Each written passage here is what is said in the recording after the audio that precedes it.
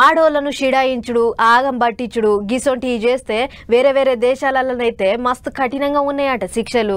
ఎడారి దేశాలలో ఎవరన్నా ఆడోళ్లతో నెత్తి తిరిగిన శాతలు చేస్తే వెనక ముంగటి ఏం సూషుడు లేదు, పానం తీస్తారట.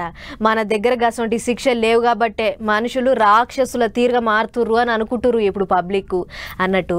పశ్చిమ బెంగాల్ రాష్ట్రంలో లొల్లులు ఇంకా ఆగుతలేవు. అట్లా పోయి చూసొద్దాం పర్రి ఏమేమి నడుస్తున్నదో. కలకత్తా ట్రైనీ డాక్టర్ మీద అఘాయిత్యం చేసి చంపిర్రు కదా, ఇక దాని మీద పశ్చిమ బెంగాల్ రాష్ట్రంలో లొల్లులు దబాయించి నడుస్తున్నాయి. ఓ దిక్కు డాక్టర్లు దినాం తీరొక్క తీర్ల నిరసన చేస్తుర్రు, ఇంకో దిక్కు పువ్వు పార్టీలు మమతక్క సర్కార్ సక్కగా పట్టించుకుంటలేదని బంద్కు పిలుపునిచ్చిర్రు. పొద్దుగాలనే లేచి రోడ్ల మీదకి వచ్చిర్రు. బస్సులను డిపోలకెంచి బయటికి రానియలేదు. ఓ కాళ్ళ ఎవరన్నా బస్సులు వేసుకుని బయటికి వచ్చిన డ్రైవర్లను కిందికి దించి ఆగమాగం చేసిర్రు. గమ్మత్ ముచ్చటేంటిదంటే ఎప్పుడెవళ్ళు రాళ్ళు ఇజరేసేది తెలియదు, తలపండ్లు పగిలేది తెలియదు. అందుకే చాలా మంది బస్ డ్రైవర్ తలకాయలకు హెల్మెట్లు పెట్టుకుని బస్సులు నడిపిర్రు. అగ చూడుర్రి, మోటార్ సైకిల్ మీద తిరిగేటప్పుడు పెట్టుకోవాల్సిన హెల్మెట్లను బస్సులో పెట్టుకుర్రు. ఇక ఇదిట్లుంటే నిరసనలు చేస్తున్న డాక్టర్ల మీద మమతక్క సర్కార్ లాఠీ చార్జ్ చేయించిందట.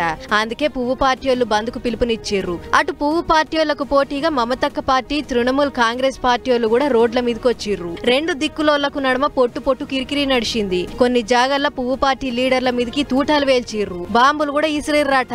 లోలులు గట్టిగా నడిచినాయి. ఇక ఇది ఇట్లుంటే ఇంకో దిక్కు కేసు సిబిఐ చేతులనే ఉన్నది కదా, 16 దినాలైతున్నా ఏటికి న్యాయం చేస్తలేరు అన్నట్టు గరమైంది మమతక్క. పువ్వు పార్టీ వాళ్ళ మీద ఆడిపోసుకున్నది. అంతేకాదు ఆడోళ్లను షిడాయించేటోళ్లు, అఘాయిత్యం చేసేటోళ్లకు వారం దినాలలో ఉరిశిక్ష పడేటట్టు చట్టం చేస్తారట. అసెంబ్లీలో ఆమోదం తెలుపుతారట.